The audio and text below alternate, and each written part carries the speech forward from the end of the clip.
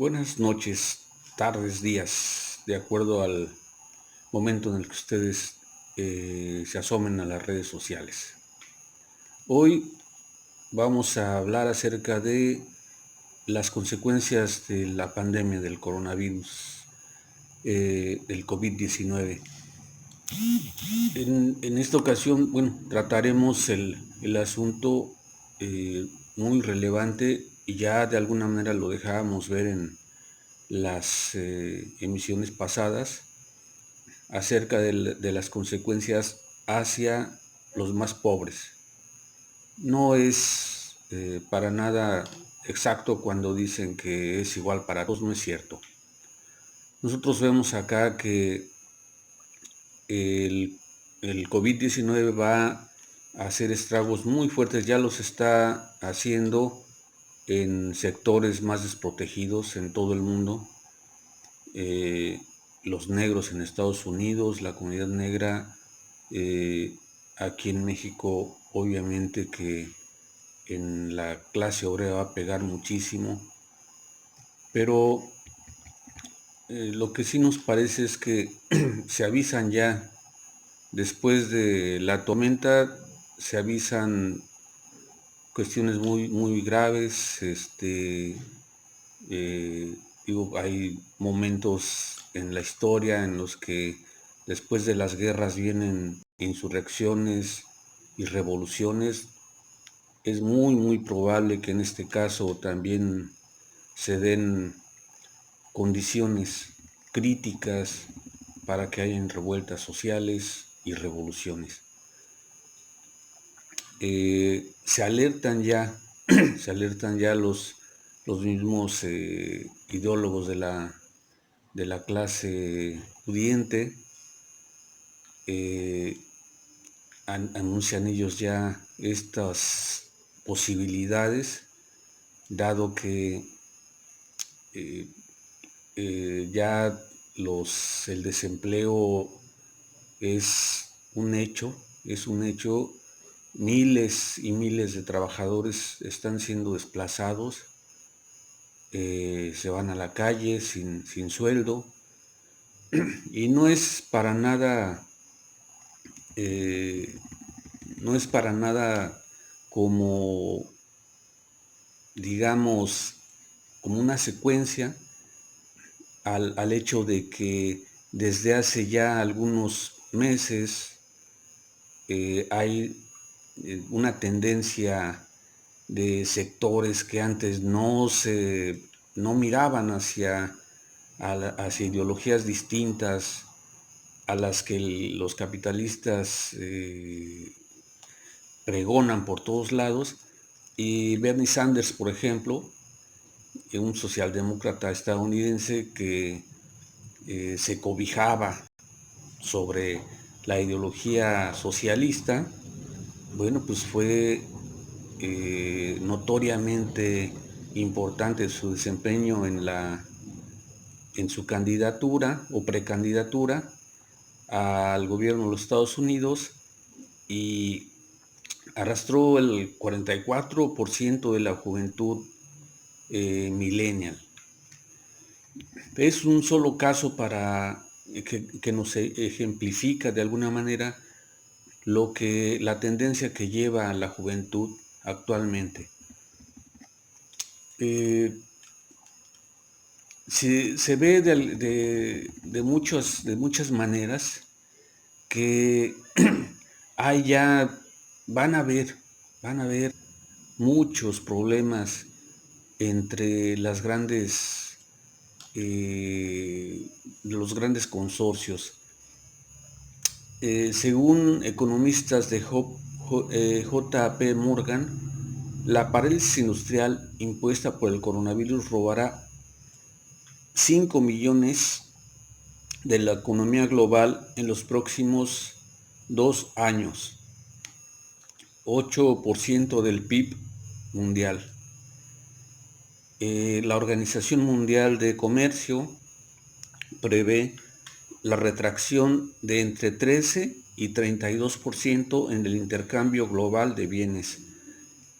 Eso agrava las características de la excesivamente lenta recuperación post-Lehman Brothers, con bajo crecimiento de las inversiones y de la productividad y un alto endeudamiento estatal. Hay datos relevantes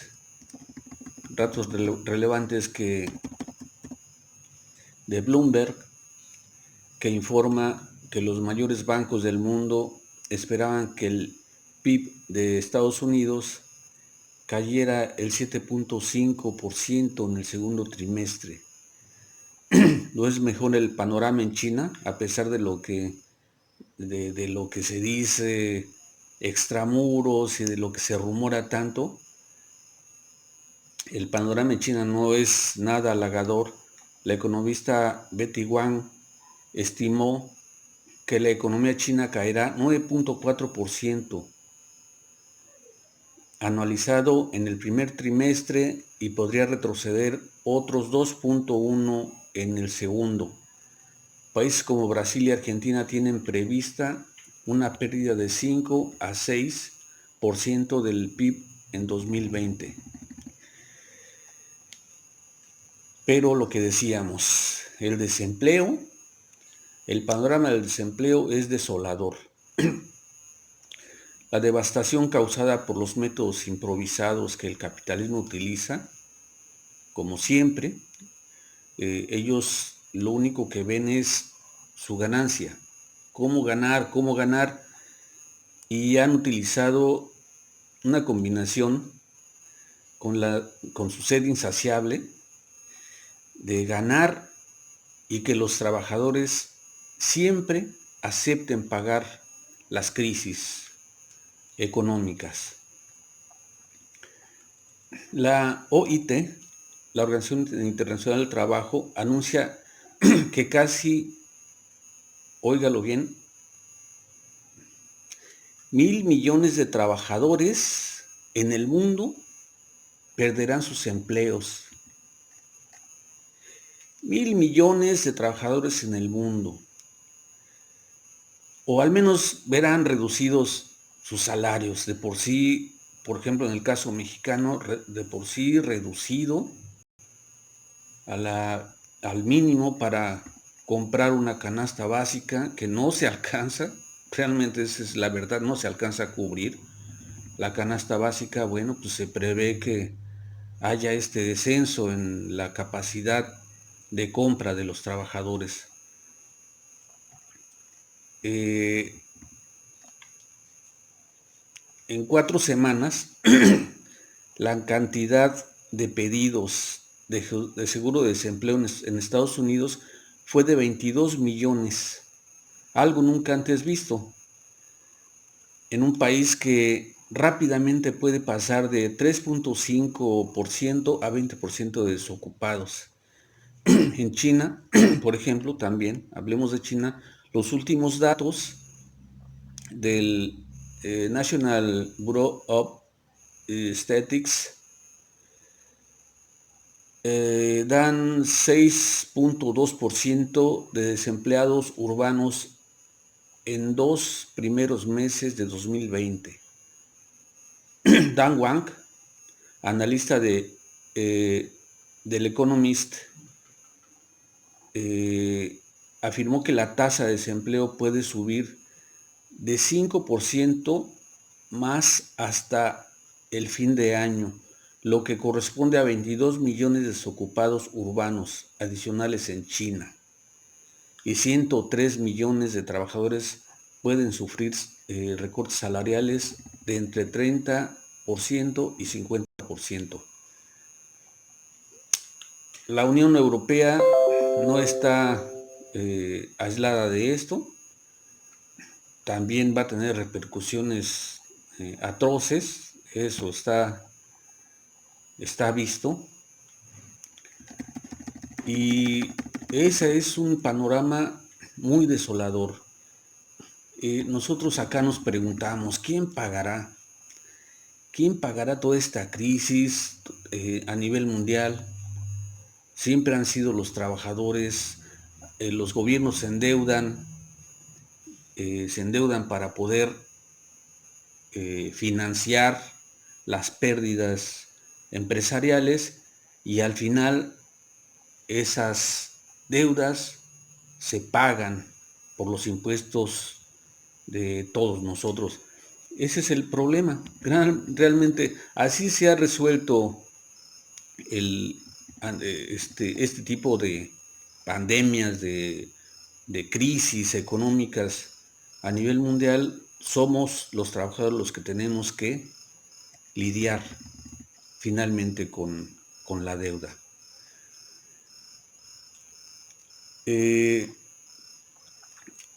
La combinación tiende a elevar las aspiraciones de los segmentos despreciados de la clase trabajadora y traer a la superficie revueltas sociales encabezados por esas camadas precarias de un sujeto obrero que, trabajando como héroe en el mantenimiento de los servicios esenciales en esos tiempos de pandemia, está más expuesto al contagio y que vive amontonado con sus familias en las periferias de las grandes capitales, sin acceso a cualquier sistema de salud, vivienda, a sus seres queridos ser sacrificados por la pandemia, que navega en las venas abiertas de la catástrofe sanitaria creada por todo este sistema social, económico y político.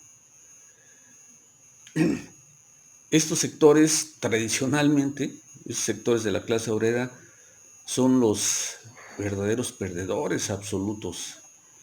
Han sido en esta época de la globalización perdedores absolutos. Es así de terrible. Ha habido un retroceso de los logros laborales indiscriminado, ha sido vapuleado los contratos colectivos de trabajo y las condiciones laborales han sido cada vez más difíciles para los trabajadores. Así que aún en gobiernos ricos, digamos en países con una alta productividad como Francia, en el 2018 salieron, si ustedes recuerdan, los chalecos amarillos, salieron a protestar. Y otras tantas luchas que hemos visto en las redes desde Cataluña hasta Hong Kong.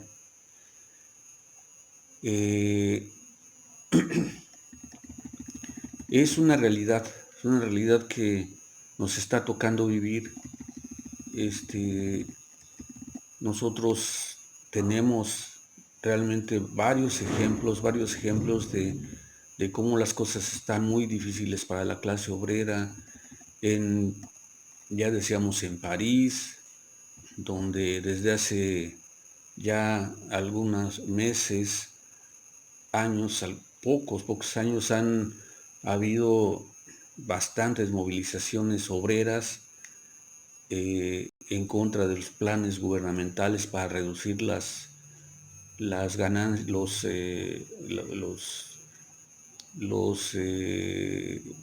satisfactores que han tenido los trabajadores en su lucha, logros laborales, han querido ser arrebatados por los gobiernos y los trabajadores salen a luchar. En Inglaterra, por ejemplo, también hay una expectativa muy oscura. Los trabajadores de sectores alimenticio y minero tienen que aceptar contratos temporales, mientras los choferes por aplicativos como Uber no tienen licencia para enfermedad o cualquier derecho laboral regulado. La existencia de esta masa de descontentos está preocupando las cabezas lúcidas de la clase dominante. Esto nos lo dicen en Izquierda Diario y es así.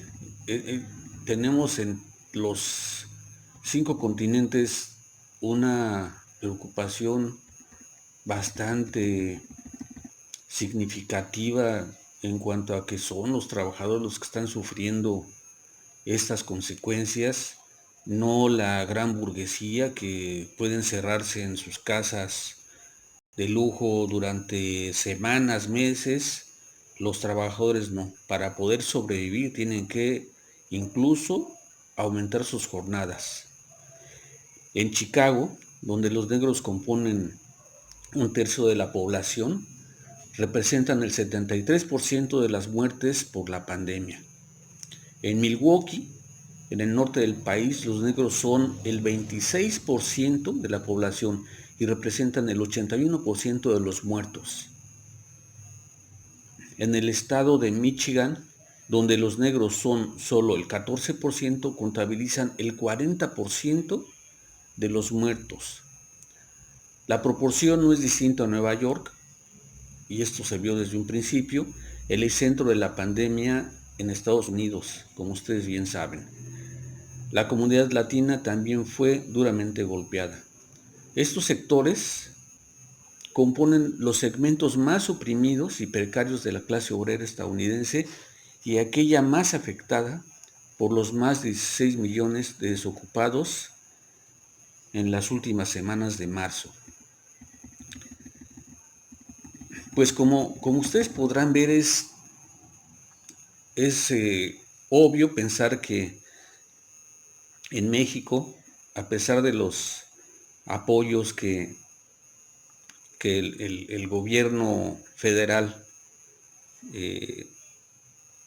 anuncia de una y de otra manera en distintos foros, la situación que se viene va a ser muy crítica. El desempleo va a crecer aún más del que ya teníamos y la inflación, esperémosla, porque no es fácil la situación que se va a generar con estas pérdidas después de la pandemia. No se va a alcanzar a recuperar la economía en poco tiempo. A nivel mundial no lo va a hacer y en México no va a ser la excepción.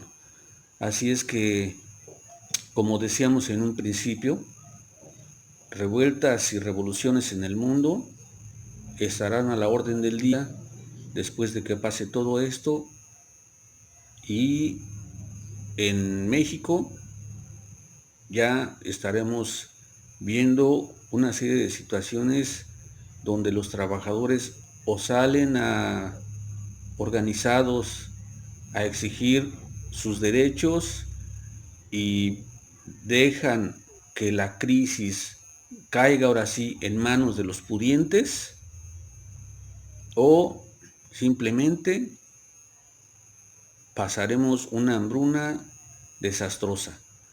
Hoy ya no es para que los trabajadores sean los que paguen las crisis que va a dejar la pandemia.